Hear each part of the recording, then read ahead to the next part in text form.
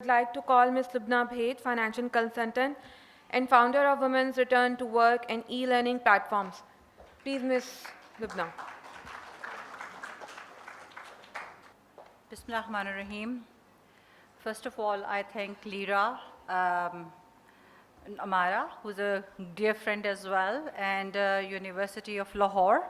And I congratulate them for hosting such an important symposium, especially on youth. And I welcome all the international guests who have taken the pain to come to Pakistan and share their thoughts. And all the insightful information that we have gathered. Today, just a small introduction about myself. As she mentioned that I'm the founder of a job portal and e-academy for the undigitized segment of society. In addition to that, I'm also an independent director on Punjab Skill Development Authority and one of the largest textile mills, Sadakat Limited, which is a 50 billion rupees turnover company, and Punjab's first REIT, Real Estate Investment Trust. So in my own personal capacity, I don't have any research to show you, but I do have a lot of experience when from the different hats that I've been wearing. Either it is from the government side, the private sector side, or even my own personal experiences, where in 2022-23, it was the US State Department programs where we mentored 5,000 girls in Pakistan under this SMW. She means work platform. So today I would like to share some thoughts about unlocking the potential of Pakistani youth from a stronger tomorrow. So my talk would be mostly based on Pakistan.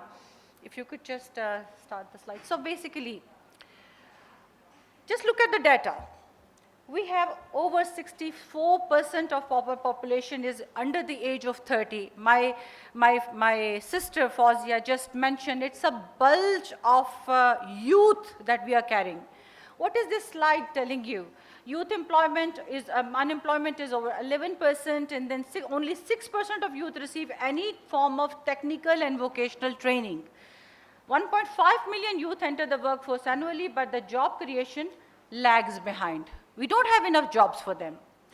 Pakistan ranks 147 out of 157 countries in the World Bank Human Capital Index. What is this slide showing us? It's showing us opportunity, but at the same time, it's showing us challenges. It's showing us problems. Now, the opportunity lies in the 64% of its population, which is a bulge of energy that can stir into any positive initiative or a negative or a destruction. My sister one of the sisters from Malaysia, she was showing how youth over there is changing the political scenario. So imagine the force that we are talking about. And at the same time, my sister from Kazakhstan, she mentioned the negative impacts. So basically, it's an opportunity that can stir into to any positive activity or a destruction in any of the society. At the same time, I would also like to stress one thing. We talk about public policies, we talk about government policies, but there is a very important social issue that we are facing. I think it is universal, it is not South Asia, it is nowhere. We talk about empathy in the youth. Apathy is, okay, but what we call in Urdu, sunte nahi hai. They don't listen. Actually, I don't see that as a problem. I think this is not a problem. Problem is us. Problem is the communication. Are we communicating to the youth? Are we communicating to the youth in an effective way? Are we reaching out to them? We forget. We are dealing with Gen Zs. We forget we are dealing with Gen Alpha.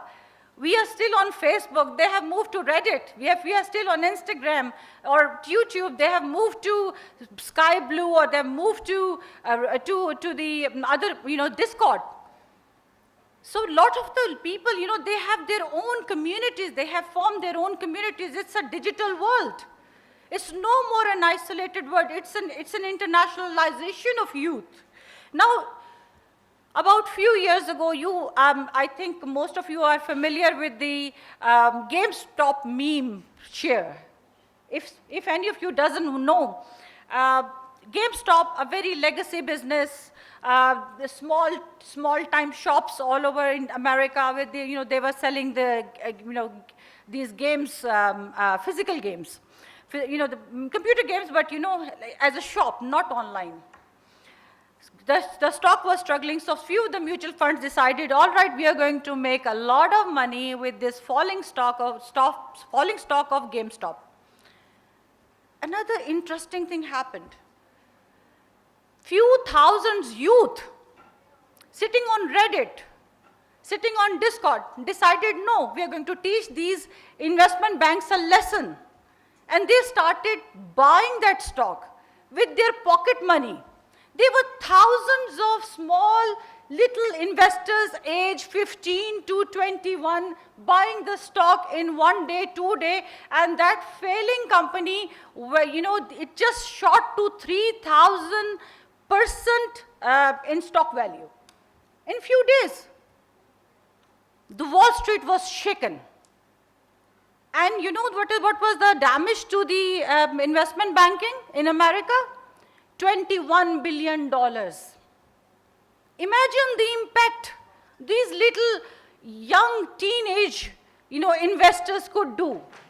So this is the force that can actually move the markets. Not one, it was just yesterday, it was just last year. What we saw in Bangladesh, we had a youth movement that a few students stood against the discrimination policy in the quota system, and the whole regime was changed. And actually, it is changing the whole region's political scenario. And that is the opportunity, that is the force that we are talking about. It's not just about youth and then, the smaller things. This 64% can actually change the fate of the world and fate of Pakistan in particular in days. Next. So now, coming back to more of a data, and we see my sister Fozia, she was, her words were music to my ear when she talked about gender parity, when she talked about women, empowerment, when she talked about women employment. So I pulled some of the data for you guys. Youth unemployment, 15 to 29% overall, 11%. Female youth unemployment is 19%. But interesting thing that when we see here is the labor force participation. Male youth is 53% and female youth is only 14%. It's a cause of concern because it is the 50% of our population. Again, the gender gap in TIVET.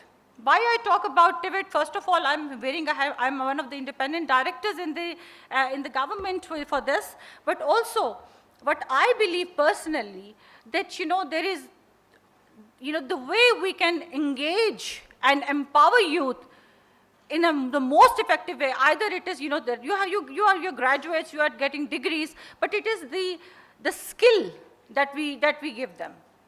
The TIVET education is now the way forward. And the easiest way, the diplomas, the micro-learning, that is the easiest way where we can part knowledge to today's youth and make them very useful, and they can actually, from the very beginning, from their young age, start contributing to the GDP of the country.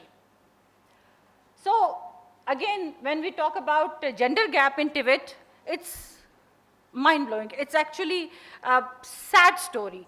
Only 23% of the TIVET enrollment is, at the moment in Pakistan, is female. This is a NEFTEC 2023 statistics. Again, we have gone through it many times. We know the problems. It is the social norms. It is the travel restrictions, mobility issues, and all that. But at the same time, you have a beautiful picture here. Pakistan ranks 4th globally in freelancing workforce, whereas the women make up about 20% of the freelancing due to digital access limitations.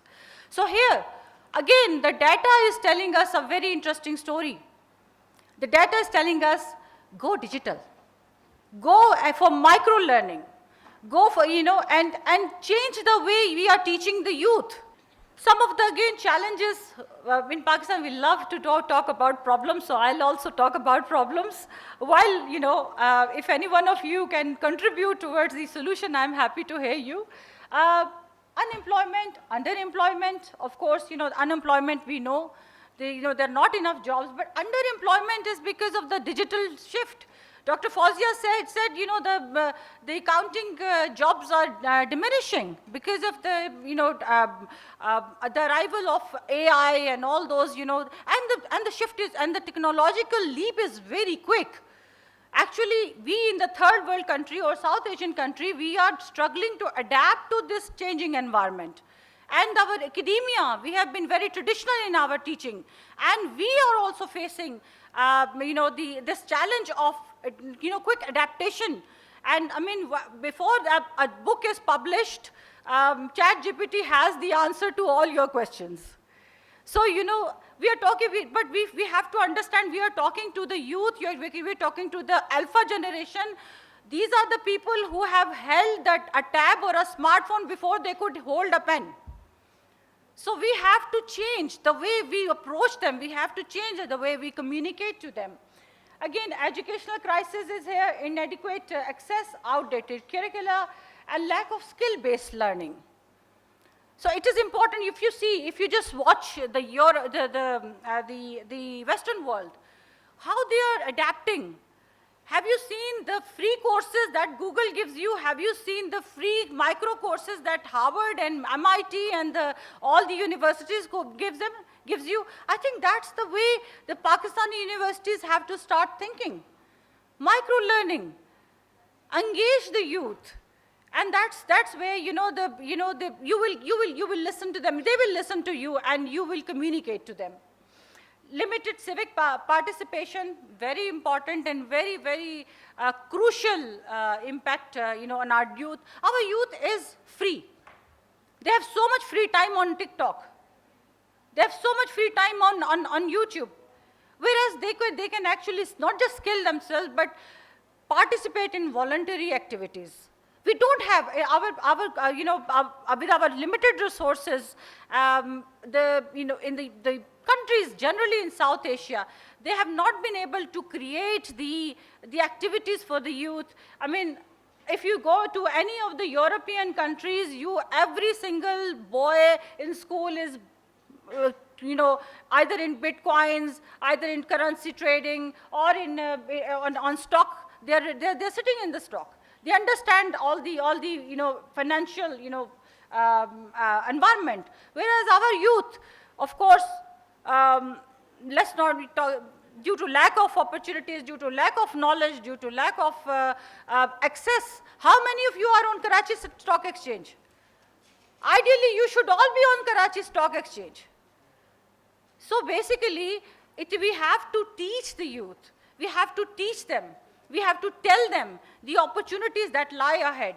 They should not be, TikTokers, yes, influencers, yes, but not everybody is successful on TikTok. Not everybody is successful on YouTube. So you guys have to really, if you are into, and be entrepreneurs. Why not entrepreneurship? You can start a business, even sitting at home. Do you have any idea? A couple of years ago, I was working with Amara as the President Women Chamber, and it was mind-boggling when I saw 3,000 women most of them were working from home. And hardly out of 3,000 women, only 900 big businesses were